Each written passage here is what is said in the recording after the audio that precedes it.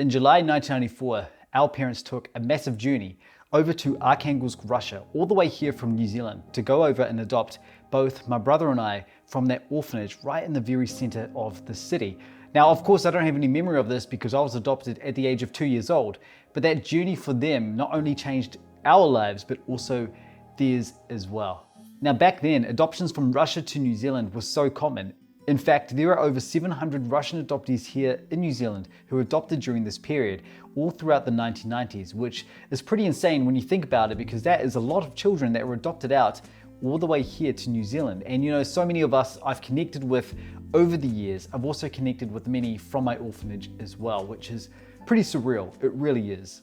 Now, for our parents, this was a big decision in their lives to go over and adopt 2 boys all the way from Russia.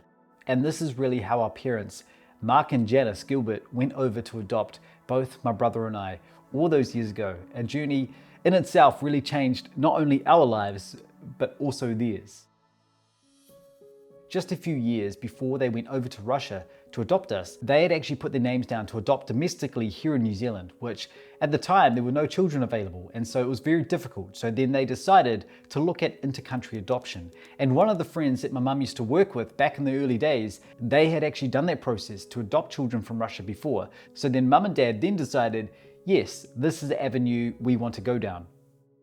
Now, my brother Andre, who was adopted with me at the same time, actually has different biological parents. He is my adoptive brother, but I've always grown up with him being my brother. Of course he was. We're both raised in the same family with the same parents, so he's always been that brother to me. But that background of his and his bloodline is different to mine. And with his own roots, with his own biological family, he was able to make a connection with his biological parents as well as some sisters in Russia. He's yet to meet them, but he hopes he can go and do that one day and learn more about their lives as they also learn more about his. Now, back in these days, if you were wanting to adopt from Russia, through the agency here in New Zealand who was facilitating the adoptions, they would often give videotapes to the parents with all these children that were available for adoption. And I was in one of those tapes. Of course I was, as well as my brother too. And you know, my parents looked at that, they looked through it, they could see me smiling, I was smiling away, you know, I was really eager to get adopted. I think I could tell. As a 2-year-old, I was probably too young to understand what was going on. Of course I was. I think I could tell and just subconsciously understand that I was really eager to have a family that could raise me and pick me up and adopt me. And you know, it was a blessing that my parents were able to adopt me. And because with me in the tape, I think I was standing out with just me having a big smile and just really being so friendly and really open to anybody who was really keen to adopt me. And I think it's pretty crazy because it was meant to be. That's how I look at it. It was definitely meant to be. Now, once mum and dad got to Arkhangelsk, they were then ready to meet the children at the orphanage. And just by chance, it was actually only going to be my brother Andre, who was adopted by mum and dad. But then they got the chance to adopt me because I was there smiling, probably because I was just looking up and really interested to know who they were. And my parents really fell in love with me after Andre. But you know, in a good way, in a good way. They picked me up, they saw me, and they asked if they could adopt me as well. And that's when the process then took place of adopting both of us at that time, which is just amazing.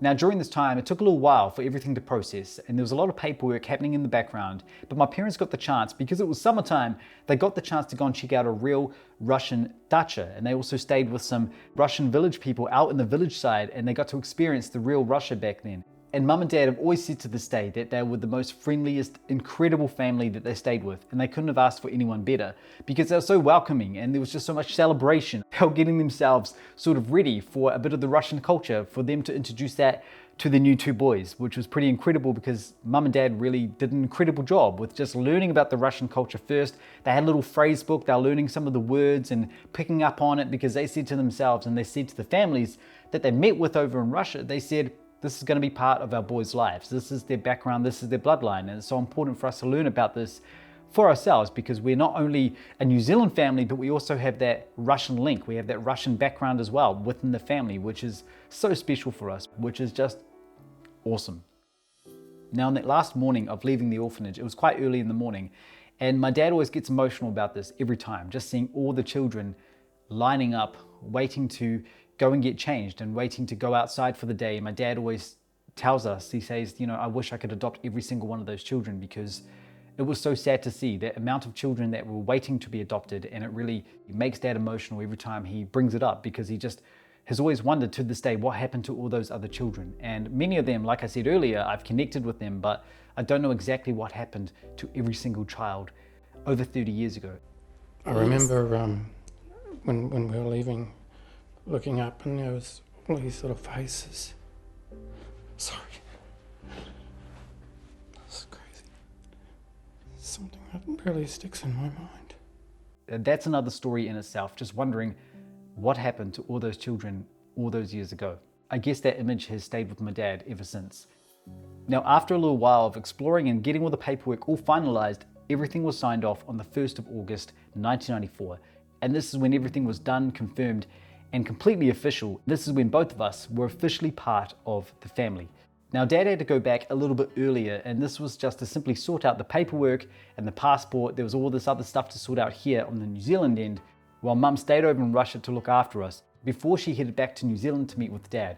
And this was when everything was a complete adjustment for them. We were home, and this is when our life really began. And just having that adjustment with a new way of life here, I can't be any more thankful and grateful to what Mum and Dad did for both of us. And this is just part of that story. Now, in the past, I've sat down with Mum and Dad and asked them a few questions about how the adoption process took place and how that journey was for them. And I hope to do another update with them this year and sit down with them again and just have another update on that, because with it being over 30 years ago, things change over time. And I want to hear their side of the story as well a little bit more, because I think it's so interesting to hear the story on how everything began for them. So thank you all so much. Please look after yourselves, and wherever you are in the world, please take care. And until next time, do swidania, iz Nowy Zelandii. I spasibo большое. Пока.